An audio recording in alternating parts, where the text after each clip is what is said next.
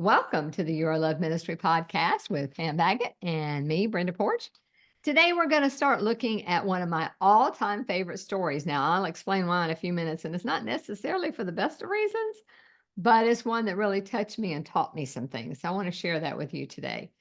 God is going to send Elijah, who is a prophet, to King Ahab with a message that's not exactly going to be well received. Now, it might be a bad thing to tell any king the news that he's about to give, but King Ahab, he wasn't your normal bad guy. He wasn't your normal evil king. In fact, in 1 Kings 16:30 and 31, it says, Now Ahab, the son of Omri, did evil in the sight of the Lord more than all who were before him.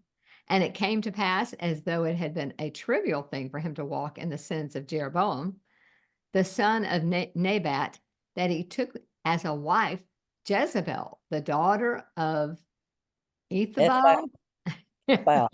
Thank you. King of the Sidonians. And he went and served Baal and worshiped him. So this guy was a bad dude. He aggravated and did more evil than anybody before him. Now that's bad.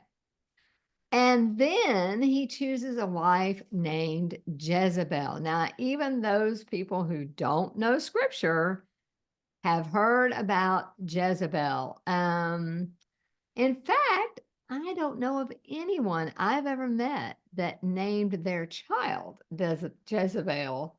Uh, have you? What do you think, Pam? All I can think of is a 1930s movie with Betty Davis called Jezebel. Wasn't nice. All right. Did you have All anything right. else you'd like to say? Throughout Israel's history, there were evil kings who led the people away from God.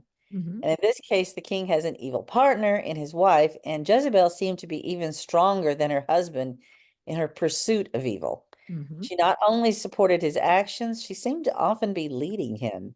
Hmm. So God decides to punish this kingdom with a drought, and he told Elijah to deliver the message. So let's look at that. Okay. 1 Kings 17:1. Now Elijah the Tishbite of Tishbe in Gilead said to Ahab, As the Lord, the God of Israel, lives, before whom I stand, there shall be neither dew nor rain these years, except by my word. Okay, anywhere a drought means not just no water, it means no food. And for a leader, it means awful economy and damage to the leader's power. Ahab did not like this news. Elijah needed to get out of town. You know what? If it were me, I think I'd want to get out of town too. I mean, you're not only talking about a very evil king, you're talking about a very evil wife of the king, and you're talking about bad news. It's not going to make him very happy. And so Elijah did. He got out of town. And the first thing he did was he went and lived by the brook in Cherith. And the ravens, which are birds, fed him bread and meat in the morning and at night. So God took care of him. Even though there was no rain, Elijah was by the brook and he got fed. But I mean, logically, if there's no rain, the brooks are going to dry up and they're going to evaporate. And so then Elijah is told by God to go to Zarephath, where God, had commanded a widow to feed him. So God is sending Elijah somewhere else to get fed, but through a woman. So that's where we're going to pick up the story in 1 Kings 17:10. And I'm going to be reading from the English Standard Version. So he arose and went to Zarephath. And when he came to the gate of the city, behold, a widow was there gathering sticks. And he called to her and said, Bring me a little water in a vessel that I may drink. And as she was going to bring it, he called her and said, Bring me a morsel of bread in your hand. Now, obviously, my mouth doesn't work today. Sorry, ladies. Now, what I keep thinking is that Elijah knew that these people were having a drought. I mean, that would have been obvious visually, and that drought meant death. Back in those days, you couldn't exactly just run down to Walmart to buy what you needed, because if it didn't rain, you didn't have food, you didn't have water, people died, animals died. And so I'm just wondering if there is literally almost no water at all, is this a fair request or a rude request that Elijah is making to this woman? Because, I mean, he was a stranger to her. Pam, help me out here. Oh, well, Zarephath was not in Israel, so it wasn't under Ahab's rule, Okay. but it was still experiencing the same famine as Israel. Mhm. And after traveling there, Elijah found the widow and asked for a cup of water. And it's doubtful that a traveler like him would have something to drink from or know where the water could be found, especially Okay. Good that. point. All right. You got me there. He wouldn't So know. as she turned to get the water for him, he asked for bread as well, and that was a problem. Hmm. What it says in verses 12 to 14. And she said, As the Lord your God lives, I have nothing baked, only a handful of flour in a jar and a little oil in a jug. And now I'm gathering a couple of sticks, that I might go in and prepare it for myself and my son, that we may eat it and die. And Elijah said to her, Do not fear. Go and do as you have said, but first make me a little cake of it, and bring it to me, and afterward make something for yourself and your son. For thus says the Lord, the God of Israel, the jar of flour shall not be spent, and the jug of oil shall not be empty, until the day that the Lord sends rain upon the earth. Wow. I just cannot imagine what it would be like to literally starve to death, to literally have no food, to literally have water be a big deal. I mean, here in the US, we buy bottles of water, Mm. it's everywhere. There's free water fountains. But this woman just giving Elijah water was a big deal. And now he's asking for food, but not just an excess from her pantry. He's literally asking her to give this stranger her last meal. That's got to be a really tough decision. I don't honestly don't know what I would do in that circumstance. Do you? Oh, modern day me, I tell him my child needed to eat first, and I might question his priorities. If this stranger claimed a miracle was going to happen, I'd need some convincing. Hmm. But it wasn't modern day, and in those days, a woman did what men told her to do in most Hmm. cases. She wasn't one of God's people, so trusting what Elijah said about God might have been hard to do. Hmm. But God has evidently already been working in this woman's mind and heart. She went ahead and did it. But just imagine saying a sentence like, We're going to eat this last meal and die. Hmm. Me and my child, that's what we're going to, that's the plan for the day. We're going to eat a little bit and then die. And starving to death is not fast. Mm-mm. And so they were probably already pretty emaciated. And I have to confess, I've been hungry before, but I've never gone more than a few hours. I don't know that maybe a day if you had a medical procedure and you couldn't eat or drink before and after and all that. But nothing like what these people are talking about.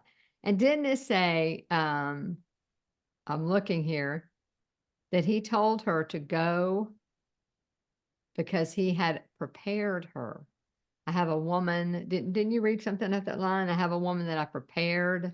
Or Um, did I read it? what the wording was, but you're right. She had been chosen to do this, but let me see what, look back up here a little bit a minute. I, Uh, I just think there's been some kind of preparation either in this woman's heart or that's it. something for that God chose her, that he told her to go. I think I just referred to it. I don't believe it's any of the scriptures that we read. We kind of had to, cut some of it out for Yeah, link's that's what we sake. did. Mhm. But he told Elijah A, that it was going to be a widow Mhm. and exactly where that widow lived. Mhm. And so that tells me that preparations have been made.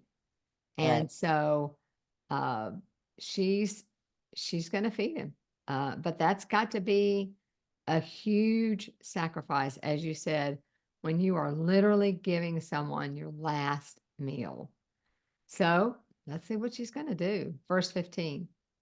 And she went and did as Elijah said, and she and he and her household ate for many days. Okay.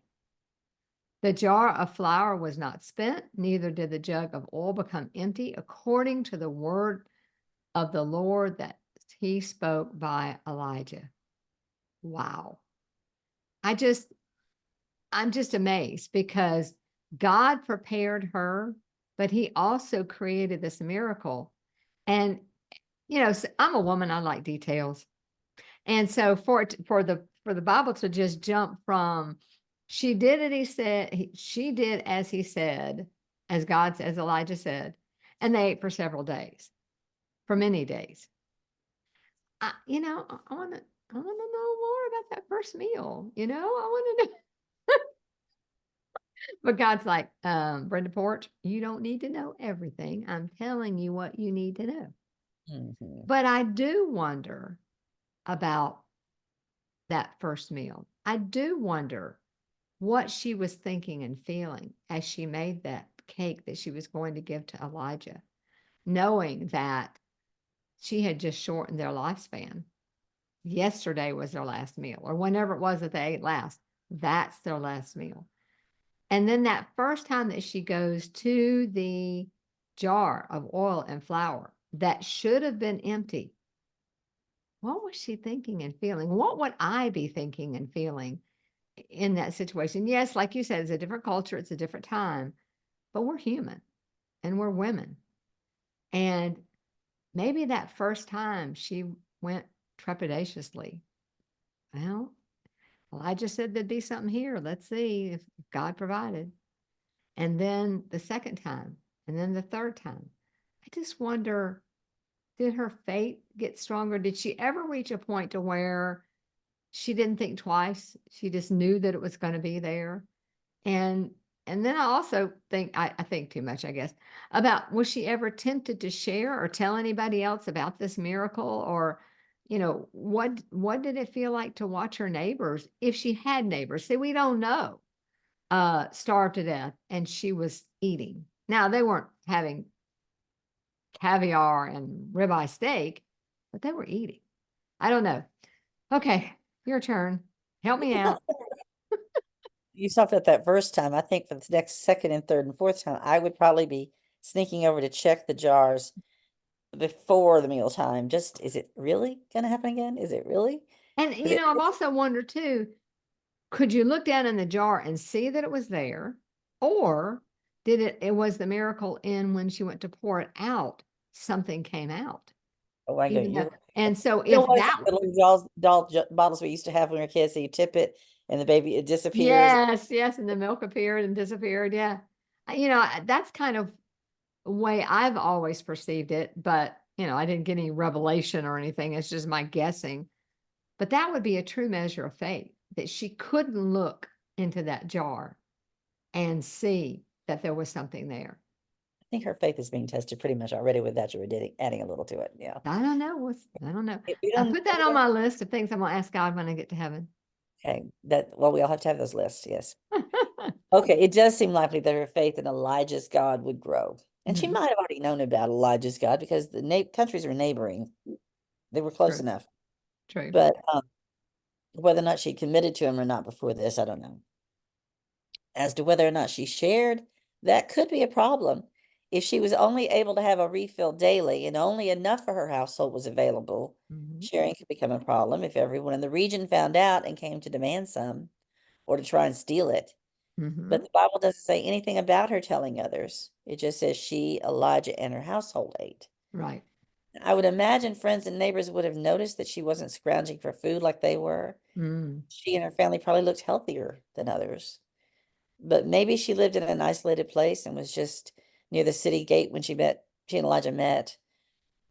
As usual, there's details we don't have, and we have to be satisfied that God tells us what we need to know. I know you don't satisfy easily. I know. my curiosity, when they say curiosity killed the cat. Mhm. But you know what?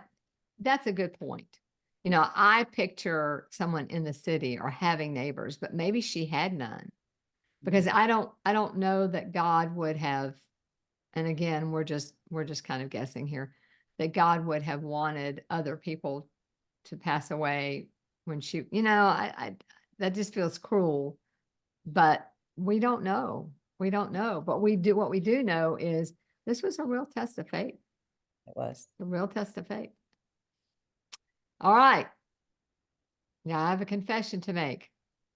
Here it comes. I'm not perfect. Oh, Everybody's people just surprised. Do you hear the text. gasp? Oh, I mean, She's not perfect? Really? I thought I she think they're was. fainting over that one. Yeah. There was a time, not too long ago, just, 10, 15 years ago, that I took comfort in this story because I had a terrible habit of spending just 10%, slightly more than the money that was brought in. And my tongue in cheek explanation was, it's my husband's job to make the money. It's my job to spend it. And I can't help it if I'm better at my job than he is at his. Arrogance. Yeah, God should have struck me with lightning a long time ago. I don't even know why I'm still here. 50s mentality, girl. Really. Come on. But at the time, I felt like I'm relying on God daily for and I'm trusting that every day He's going to take care of me. And yes, we need to do that. But we don't need and it really wasn't on purpose, but we don't need to keep creating situations or finding ourselves in situations where we're testing God. Because I can remember getting up, and I'm sure we've all had this experience where you get up to the register, especially now at the grocery store, and you almost pass out when they tell you how much it is. You think, oh, well, I've only got half a buggy. It's probably not going to be that much. And then when they tell you, it's like, oh, I was only supposed to spend X, but now I've spent Y. And so then I would pray all the way home, Lord, please. That was back before, it took a few days for checks to go through back in the old days with the dinosaurs. And please don't let that check clear before my husband's paycheck goes in the bank. Please don't let my husband find out that I spent too much money. That was very foolish. I've learned, I've matured, I've grown, I'm better. But at the Yeah. time, I really thought that I was trusting in the Lord to take care of me. Angels are singing over your head. I didn't have a husband to be accountable to, but there were times when I did similar things with similar rationalization. Mhm. There are always consequences of that kind of thinking. Would you like to share any of those experiences? Not as much as you just did. No, mine are similar anyway. I think we've all been there. We've all overestimated, underestimated, however you want to say it, our situation. And I am grateful that God will often come in and rescue me. We're called sheep. And one Mm, of the videos that I saw probably online somewhere that really showed that to me about the shepherd and the sheep was, and I think I've shared this with you before, there was a long, narrow ditch. And the first of the clip, you see the shepherd, uh, but it was very narrow. And so the sheep didn't go all the way down it. He was stuck in this, and you could see his back, you could see him struggling. And so you could see the shepherd come out and just really have to work and pull and whatever to get that sheep out. And finally that sheep was out of that ditch. And my emotions are like, yeah, the sheep's been rescued. And that sheep went running down the path, tried to cross over the ditch, and where did he go? right in. Right back in the ditch, just a few feet down. I'm just thinking, Like human beings. that's us. It That is. is us. I would get myself in the ditch. God would come along and mercifully get me out. And I would think, yeah, I'm free. And I go running down the thing. And the next thing you know, boom, I'm right back in the same ditch. So, I marvel at the mercy and the patience of God with me because I'm a sheep. And they talk about sheep being dumb, and that's Hello. me. That's us. That's me. It's human beings. It is. All right. So, uh, that's one lesson that I learned, but I also learned a couple of other things from the story I'd like to share with you. God sent Elijah to a place that he didn't know. Not that God didn't know, but Elijah didn't know, to be helped by a woman that Elijah didn't know. So Elijah's being sent to a strange place, to a strange lady. And sometimes that's going to happen to us. Sometimes God is going to call us to do things and go places that are out of our comfort zone. I mean, I've already confessed that I'm type A. I want all the details. I want it all planned out. I want God to send me a memo and say, this is going to happen and this is going to, but that's not faith. That's not walking by faith. And so when God calls us, when we get an opportunity, no, God is not going to send me an email or a memo. I'm not going to hear an audible voice. But every day, God gives us opportunities to do his work, to talk about his son, to help those in need. And if we let the fear of the unknown stop us, then we're not trusting in God. And that's what we're called to do. And that's what every day I remind myself of that. Do you struggle with that at all, Pam? That Never. that fear of the unknown? No?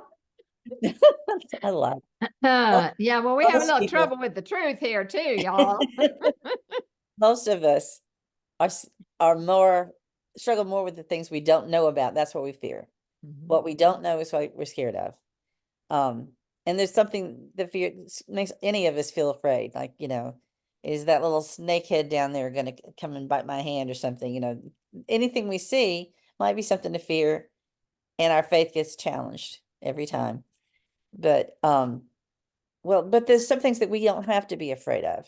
Like I had a physical therapist a couple of years ago that had been asking me questions about God, and one day he just came and looked at me and says, "You're not afraid of dying, are you?" Hmm. And I looked at him and said, "No, I'm not, because I know what's going to happen."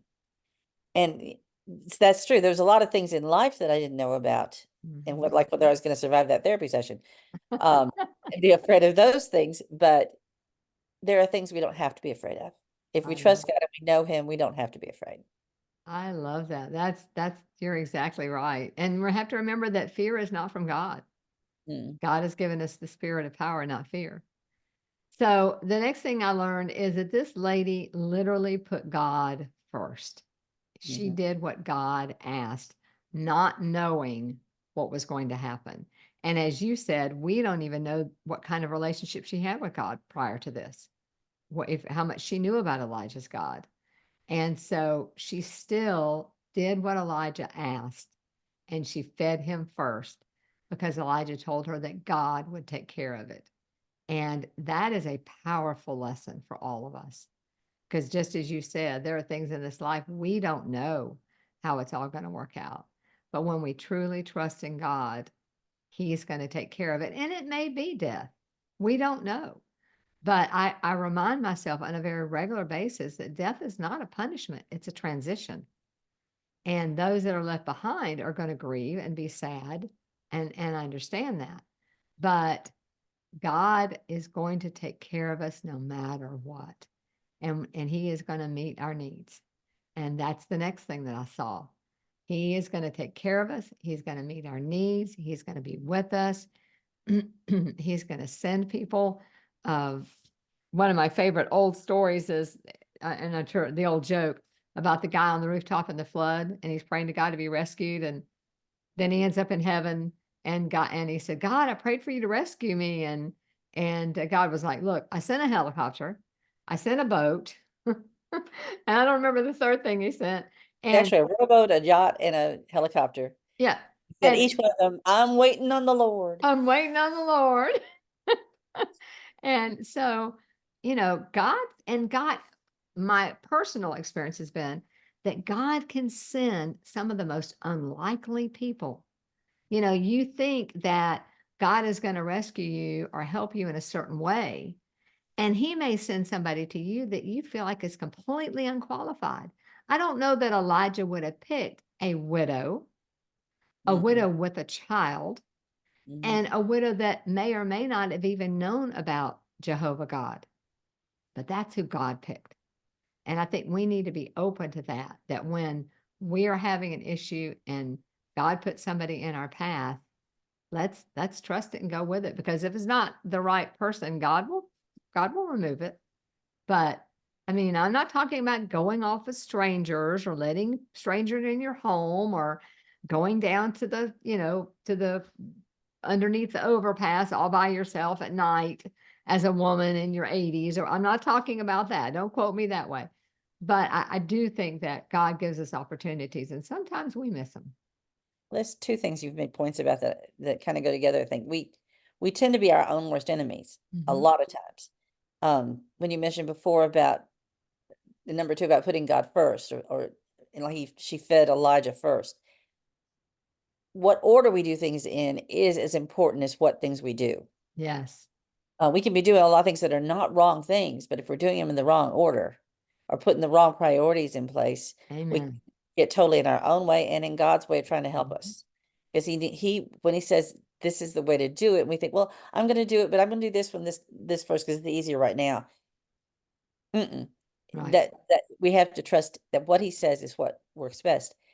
And then the other is just trusting God that he may be sending someone to us that we absolutely would not expect to be an answer from God. Yes. And we've got to be careful who we turn away from and what we turn away from because we may be turning away from the answer. Mhm. God's ways are higher, his thoughts are higher. Um, and then the almost the last thing that I saw is that God's going to give us what we need, not necessarily what we want. Absolutely. And that one is honestly kind of a big one for me. Because I think I know what I need.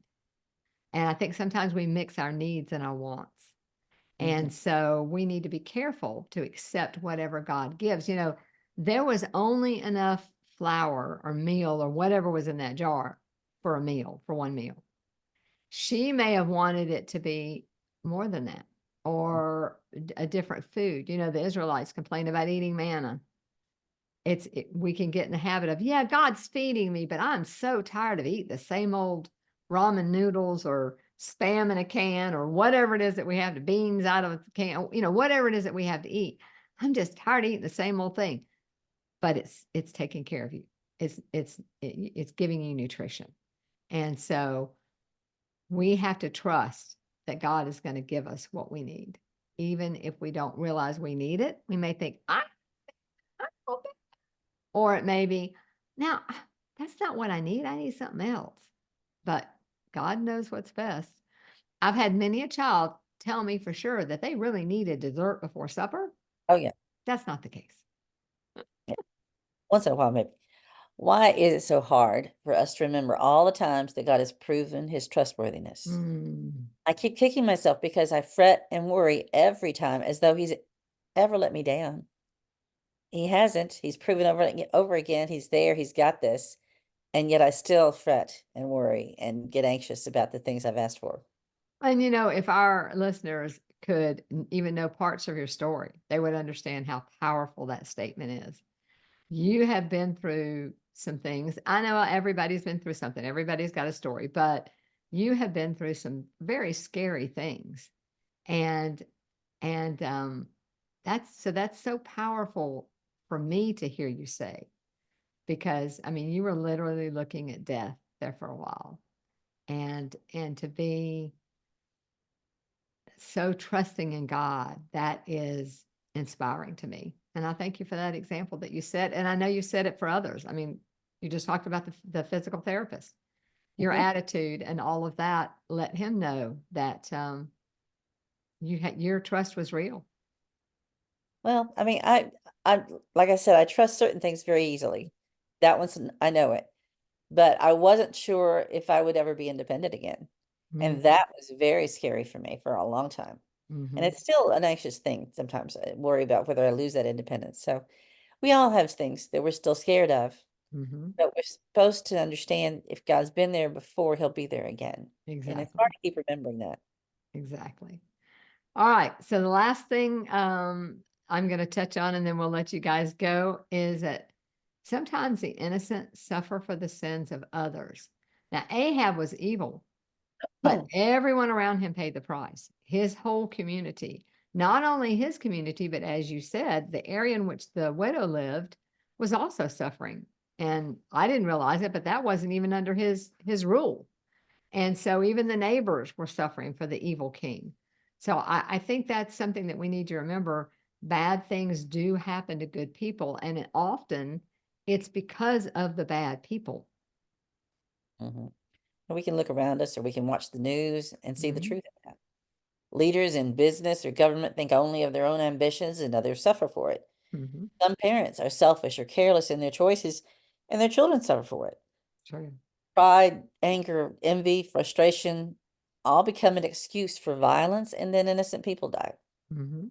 It's happening every day. Yeah, and it's very frightening. I'm just glad we have the Lord to lean on.